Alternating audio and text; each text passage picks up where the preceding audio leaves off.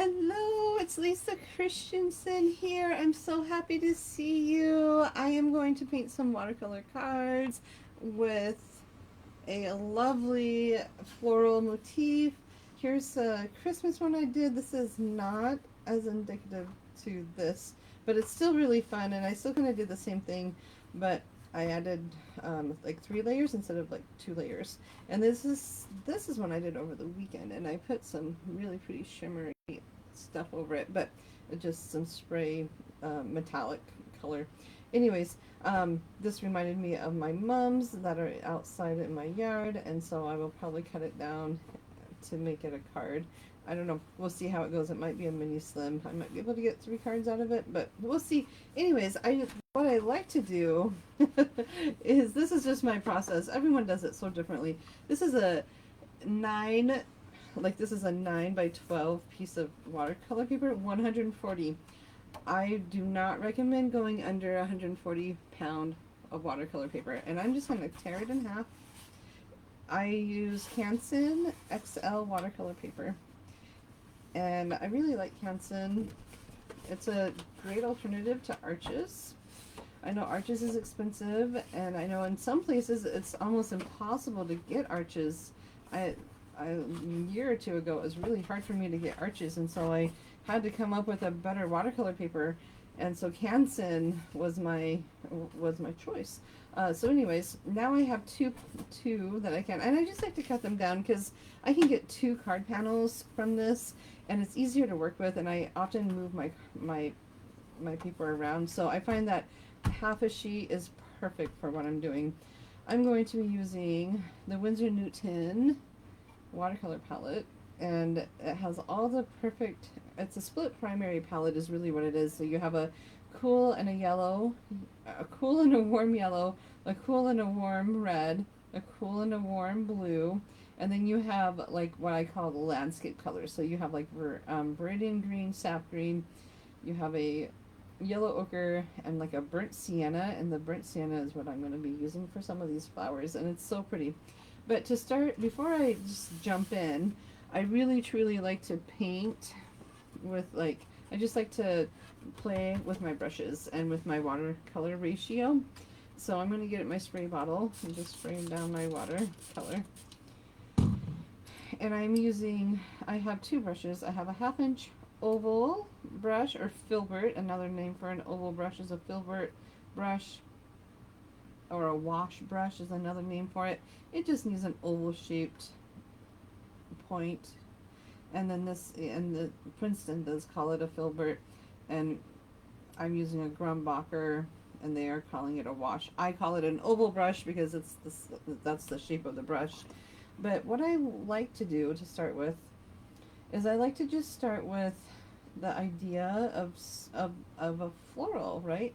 And so sometimes I just need a little bit of a, almost like a warm up before I go. So when I paint my florals, I always like to just go up and down, up and down. And what you might find is when you want to paint like a 4 petal shape, or this is going to be a 5 petal shape, I'll turn my paper around just a little bit, and then I get this really fun little floral shape, right? Now that's really basic, but what we could do is we could say, okay, we're going to use the tip, and that's going to be like a bloom, and here's going to be one, and I'm going to do one like this, and well, this is a totally full floral, and then I get this really pretty look, right?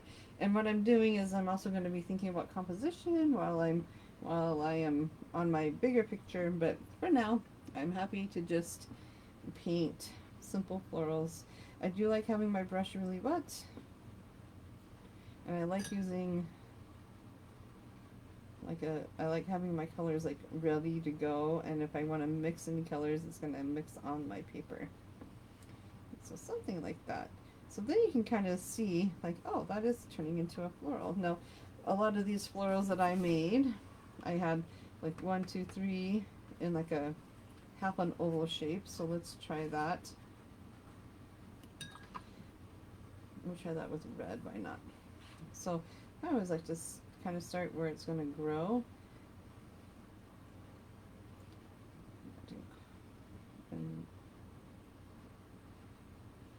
And you get this really pretty look. There you go.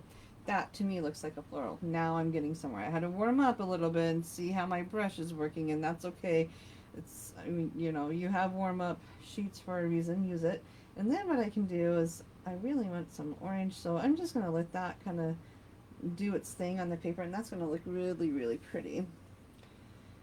Let's try again. So I'm using I'm using just the thin tip. So if I do my brush this way, I'm going to get like that oval shape, right? If I turn my brush, then I can get this really nice fine line, perfect for like stems or leaves. And I can also go thin and then thick. You can go thin and then thick, perfect for like leaves and petals, and you can just have fun with an oval brush. I really love oval brushes. And then the other thing that I like to also play with is my water to paint ratio.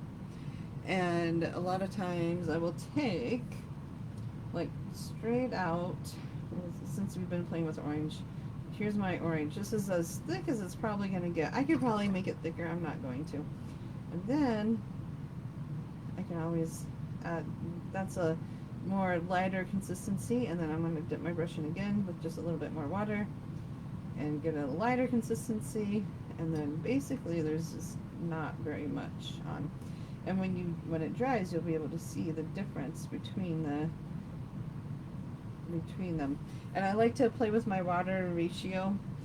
You can go thicker. I can probably go much thicker. Like that's really thick. Yeah, like that's more dry brush, very thicker. So sometimes people call it like the butter or cream consistency, milk consistency, and then like coffee and tea consistency. That is something that I like to kind of gauge an eye on. And if you're not sure if you love the shape of the floral, start with the tea consistency, and then you can always go back over with your brush strokes and get it darker if you want. You can always go darker, but you can't go lighter, if that makes sense. So now that we kind of played around and we have some pretty colors, I already have some fall colors on my palette.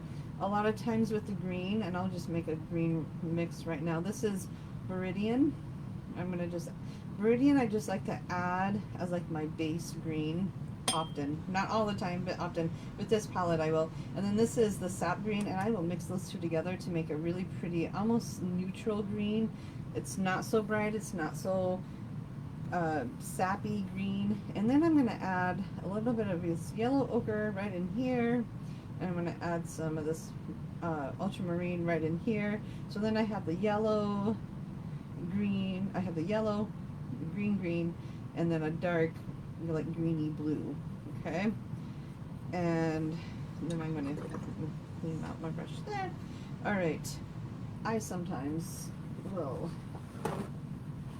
also have too much green on my palette. And this one I want it to be more orange and yellow. So I'm going to get this beautiful burnt sienna. It's absolutely my favorite fall color ever. Like I cannot get enough of this. I believe it's called burnt sienna. It's just this beautiful orangey color. And I'm going to actually add this new gamboge color because I love new gamboge with it. It gives it a really pretty gold look. And these are fresh, brand new fresh paints, but woo, look at that. That's looking really pretty. And then before I go into purple, which I might do purple, I'm going to go into my red, and I want a neutral color. So this is a very cool red. It's alizarin crimson, one of my favorite reds. And then a little bit of the cadmium red, and that's just going to neutralize the red. So it's not so cool, it's not so warm, it's just neutral. And then I'm going to eventually probably add some green to it to mute it down a little bit. But I haven't decided yet. I don't want to be tied down to it yet. But now we're ready.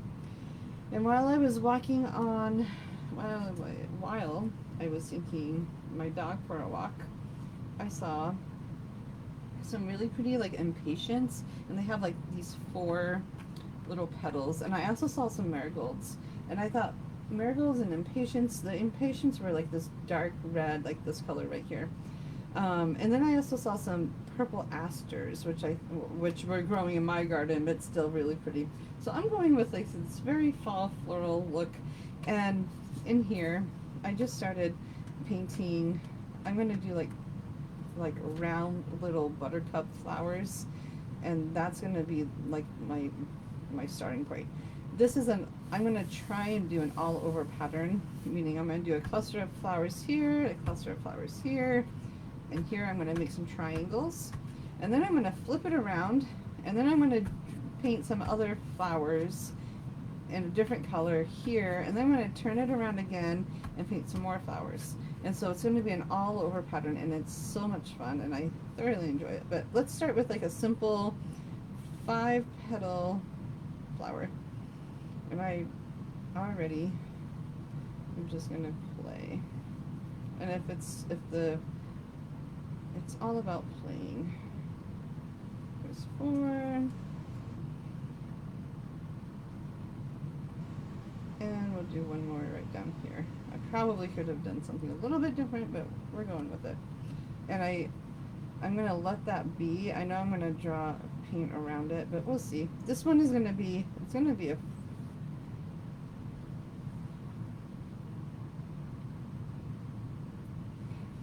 this one is just gonna have like the petals are just either falling or blooming, I don't know. We're just gonna make that happen. Okay, we're gonna do one more. This is probably right smack dab in the middle, which was not my plan, but that's okay. We're going with it. And I really like how those petals, so I'm just gonna do that where it looks like you're in the flower is. I know I like to have white space, it doesn't always happen. And then I'm going to do another one maybe right up here, but it's not going to be as big. So I'm going to take my smaller brush. This is a size 10, this is a 1/2 inch, and you can see the difference between the two. One's much larger than the other. So anyways, okay. Rocking and rolling, and I'm going to add some more of this pigment. Okay. Maybe I will just do it right here. Sometimes I feel like I have, yeah, I like that. That'll work.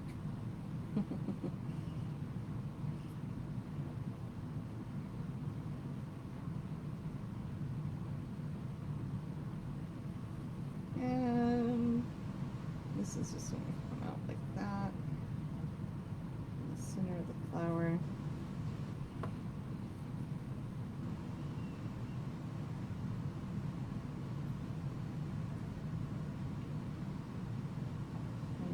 Painting flowers. We're gonna do one more. Right, I don't know. We'll just make it happen.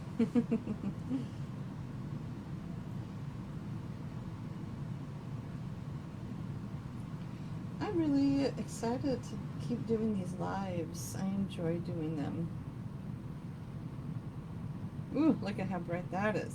Oh, so pretty. Once I get into it, then it's really quite lovely, and I enjoy the process.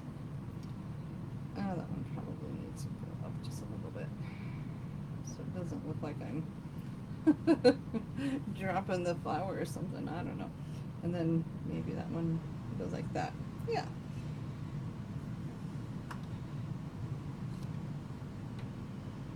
We'll just do another one like this.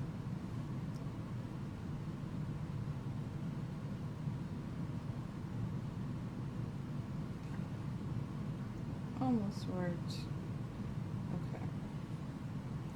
I like this. This is getting something. Something's happening here, and I really like it. Now let's go into our yellows. And I'm going to do a,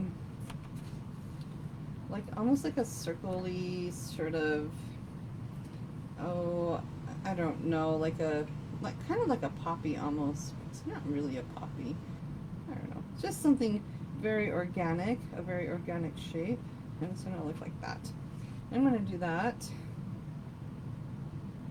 And I'm watching my brush strokes. I want thick and thin. One side is thicker than the other. And maybe I'll just, and I want to also make room for green, right? So I am being pretty particular. I can always add more, but I can't take away, right? And this one's going to be a little bit smaller because not every flower is the same size. And now I'm going to do the same up here. So I'm constantly rotating my picture or my paper to get what I'm looking for. I really like these. Again, this is a thicker pressure and then a lighter pressure.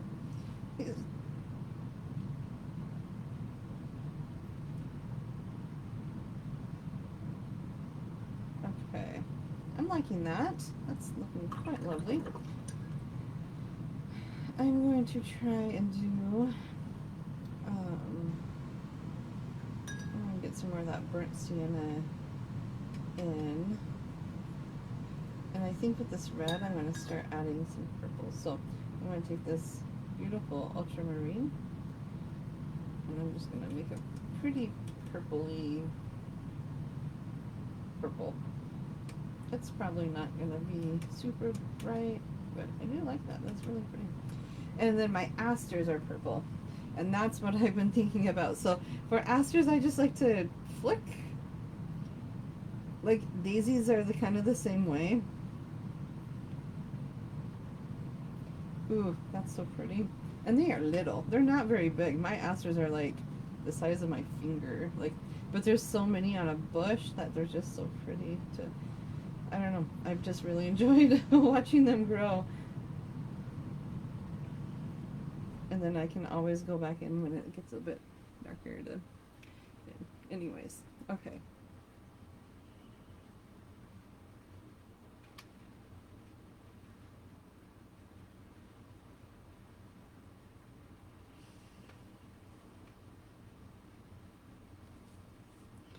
And again, I'm just using the tip of my brush. This is so much fun. I could spend hours just making little, they're almost like little asterisks. So if you like to doodle, floral painting is really fun. Like this expressive floral painting is quite useful. And I feel like maybe I'm not giving it enough green space.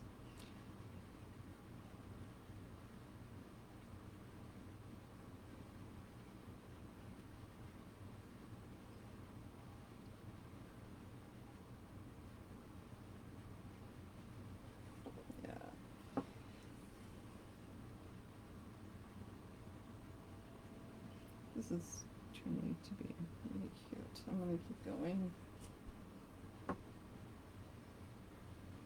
And do just a little bit more right here. And I'm twisting my brush and my wrist a bit as well.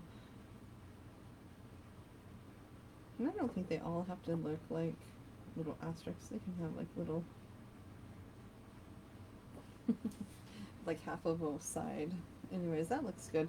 All right, let's play with our leaves. A lot of fall leaves are almost like very triangle or like long and triangle. They're not like, they're just fun. I like painting with them. And I think I'm going to start, for this one, I'm just going to, first off, we got to have like a little bit of stems in places. Right here looks like a good start. So I'm going to start with a thin line, and then I'm going to go back in with my brush, and I'm just going to kind of wiggle it, just like I did. And I'm actually going to tone down this green just a tad. It looks a little bit too bright. Just like that. And I can always go in and define it a little bit more.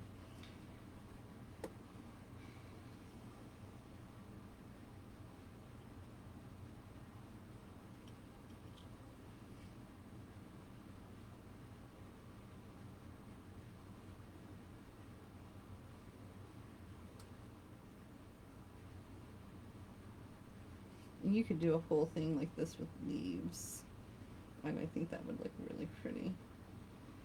Now, I am thinking about my composition, and I am thinking about what can I add, you know, what am I adding, and what am I, like, what kind of white space am I leaving behind? So, you do want to be careful about that. Just play with your brush strokes. They're so fun.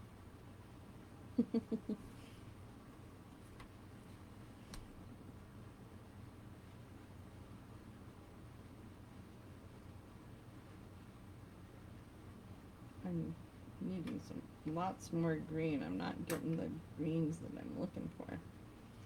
I want it to be rich, and they're falling short. So I'm adding some, I'm neutralizing the green, adding some blue, and then I'm just gonna prick a little bit of that red in just to get like this darker green. I think that will work. Oh yeah, look at that. Much more velvety in my opinion. And sometimes I just want some little leaves. These aster leaves are very like long and skinny, just like that shape. And I am trying to like remember how they grow in my garden. So you gardeners out there, if you garden, you will have the advantage.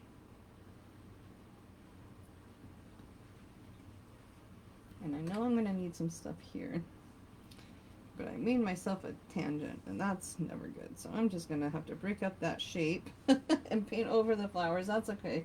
They're not going to scream at me. Don't. And besides, my garden, my leaves grow all over the place. It's just part of it. And if I'm doing that, I might as well just do that again.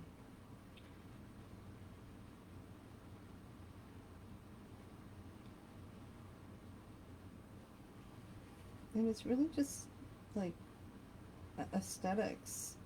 What looks good? What do I want it to say? How do I want to say it? And I have found that my leaf shapes and my petal shapes do look very familiar. It's just the different colors that are changing.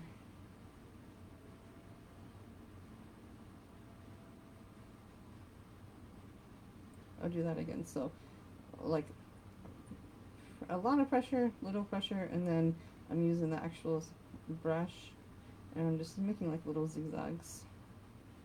And then we'll go in with darker pigment and like add more shape and more interest to it, like this. But right now, I feel good with this. All right. Now it's looking pretty good. There's a couple things I can do.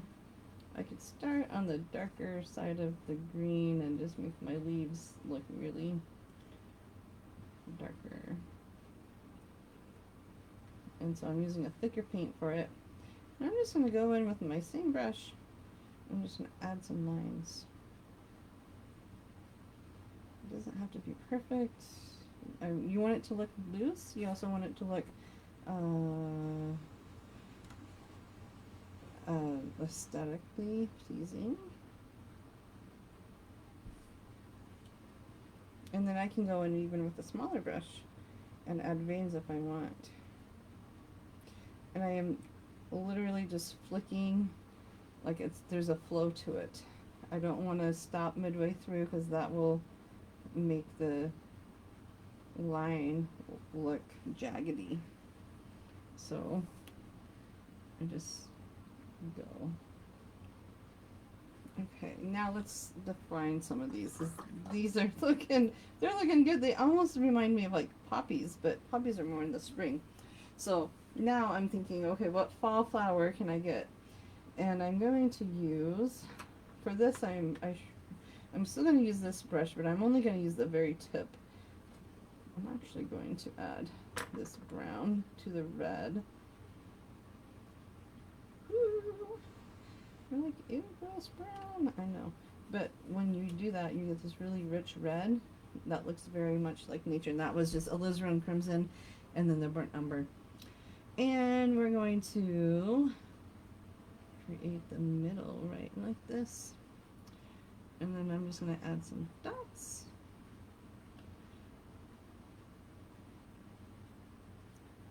And there we go, that's one done. And I'm going to do the same here.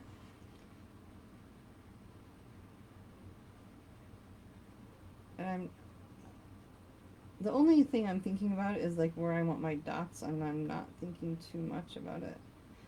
And I'm trying to not, I'm moving my brush around just so the dots look connected, and that looks really pretty. This one, I just want a tiny little bit, like right in here. And I'm not even going to add any lines. I'm just going to do that. Maybe I want to get just a little bit more there. Okay, we got the same thing here. We're going to go ahead and just kind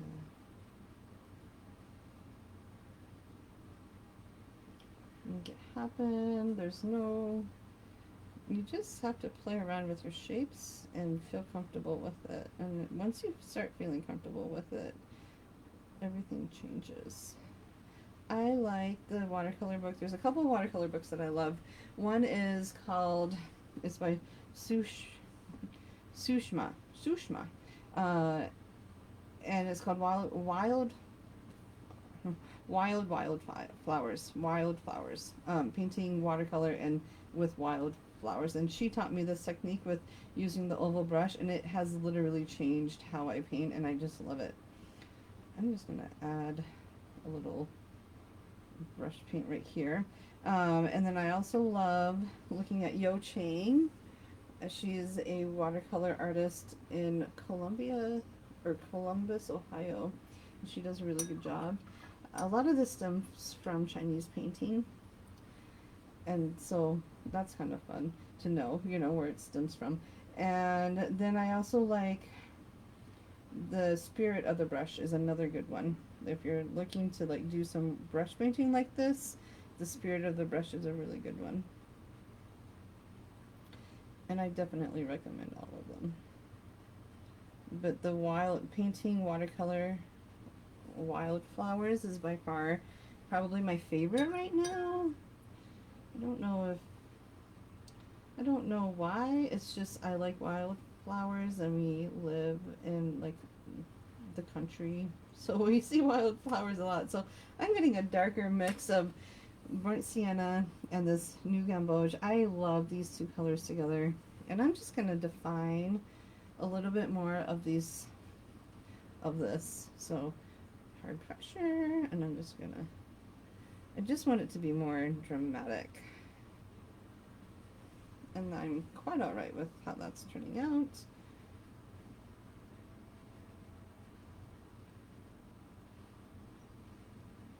And I'm not, you can follow the lines, that's not my goal. My goal is not to repaint exactly how I did it, but with the brush it makes it easier because you already have made that shape once. It's just thick and thin, pulling and putting pressure on your brush.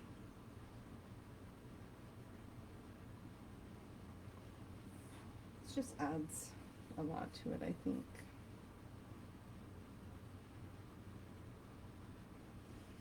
There, I'm really liking that. Alright. I think this is going to make a really pretty fall thing. Now what I like to do is, I probably should use a round brush for it, but I like to make a really pretty purple. And I think I'm kind of to the point where I need to clean my red out so I can get a pretty purple again. So, clean that palette out. I really do like this palette if you're looking for a small palette to keep in your purse or in your travel sketch box, you know, this is really perfect. I really like it. I would use this all the time. Alright, let's make some cute little berries. I do like the red. I wanted it to be more purpley, so we're going to go with the ultramarine. I like to keep color harmony. Definitely a color harmony girl. That's a really pretty purple. And berries, I'm just gonna dot, dot, dot, dot, dot, dot. almost reminds me of the asters, so we could go back in and just add a little bit more to the asters. That would be pretty too.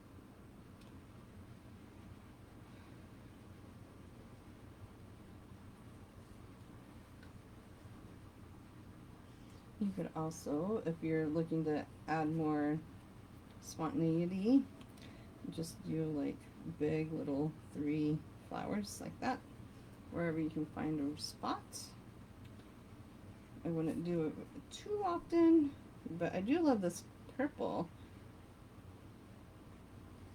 So while I'm pressing down, I'm also twisting and getting my flower to a nice point. That almost looks like a tulip, but you know, it's okay. It's a watercolor card, and it's just fun to play around with your brush strokes. And I think that when we do that, we can really we really like open ourselves up to new ways of painting. And I'm having them all go, let's make this one go like that. All right, that's fun. Now we can go back with our green, and I'm gonna actually make a lighter green. So I'm just gonna use sap green, and I'm gonna lighten it up with some yellow ochre. Woo.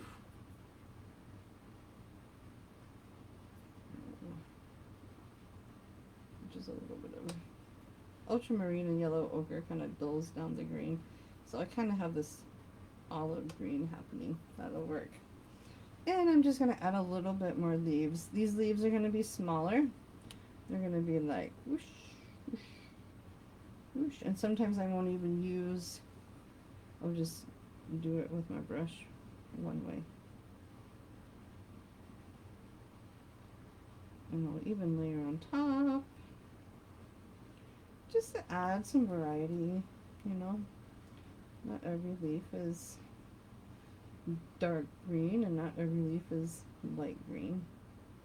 So it gives it a nice look. Oh, Gina Rainey, she has a everyday floral watercolor book. I started with that years ago. That's a fun book too. So lots of ways to paint florals. This is definitely more expressive, more indicative to watercolor cards. So I just want to add, like, I don't have a whole lot of yellow. I was hoping for more yellows and golds, so this is my answer to that. And this is getting a little bit more busier than I anticipated, but wowee, it sure is looking pretty, isn't it? I'm looking at the screen, seeing what else could I possibly do. I see one opportunity right there. And I think I see one right here. I do kind of like to spread out. There's a lot of different ways to compose your all over pattern, and I don't know if this is an all over pattern. It is an all over pattern in the fact that there's no like set. You can look at it anyway and it will look right. But if I had to guess, it looks, I painted it more like this, and this looks right. I have this like weird spot right here. I'm just gonna add a leaf to it and break it up. I don't like the white space right there. I don't know if that made it worse or better. I don't know if it'll matter. But anyways, this is how I like to do it. And then what I'll do is when it's all dry, I think I'll make 1, 2, and 3 mini slim cards. So they're not 5x7. They're not A2 cards. They're not 4 1/4 by 5 1/2. They are like 6 by 3 1/2 or 5 3/4 by 3 1/2. So that'll make for some fun cards. Like, and I think this one will look really nice as a card. If we were to crop that, that'll look really pretty as a card, and you could just send it in the mail. How pretty would that be? And then you could have another card like that, and that will look really pretty as a card. So we'll see. I'm gonna practice and play around. If it's dry, if you give me a second, I'll dry it real quick, and we can cut some paper and see what we think. I'm all about cutting paper. I don't mind. So give me just a second. I do gotta leave in about 5 minutes, but I'm happy to play around while I can.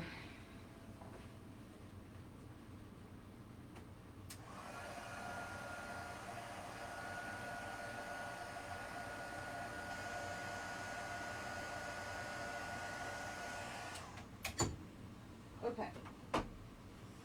There's like one spot that it was not completely dried.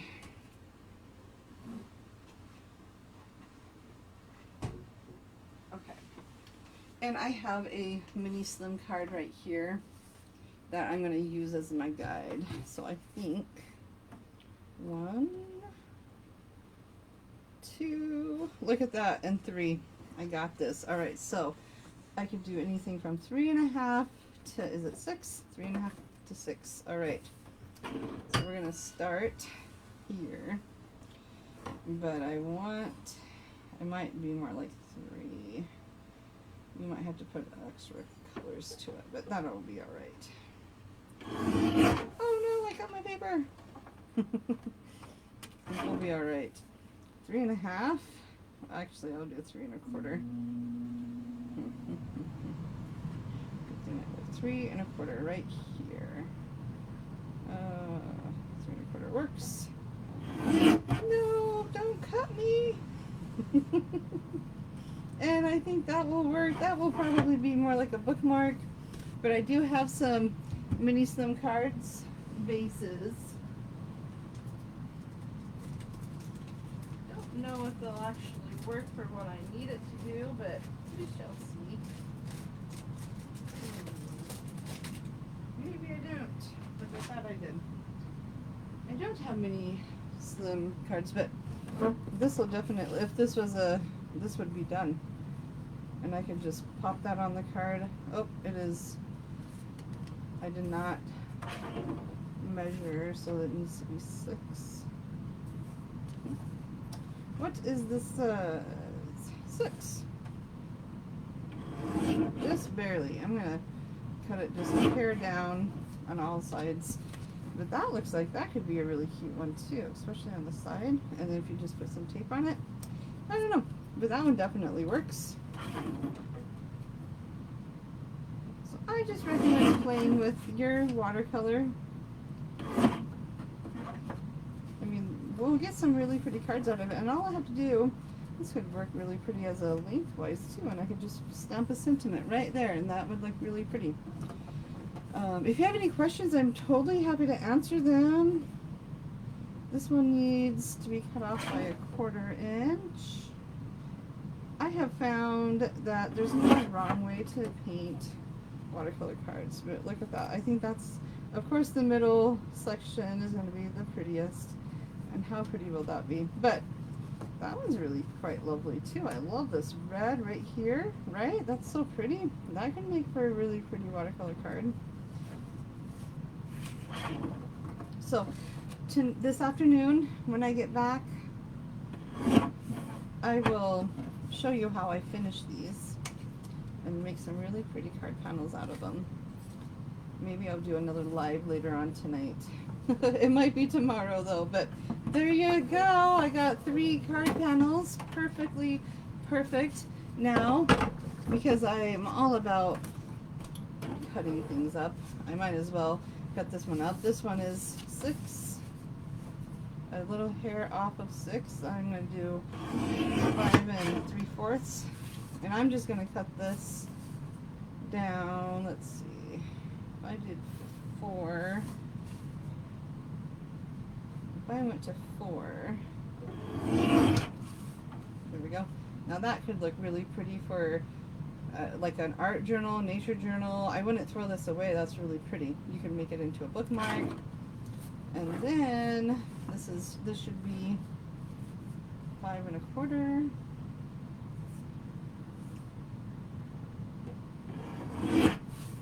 And there's a card panel, and here is a card panel. This one I will have to add a little bit more to it, but that will still work. But look at that, that's going to look like a gorgeous card panel. So yay for card panels, and all I did was play and practice with my brush strokes. And that is going to look gorgeous. Someone is going to love that. That could be a wedding card too, I think. So, practice your brush strokes. I call it brush miles. Get your brush miles in, and eventually these things will just come together. I did use metallic on this. This is so pretty. I think these are so pretty. But I do this all the time, and I used to paint like this all the time.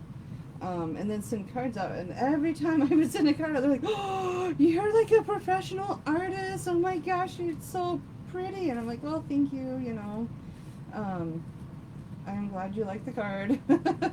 So, anyways, enjoy painting and creating and crafting, and I think I'm gonna make this into a bookmark. We have a little free library. It's so much fun.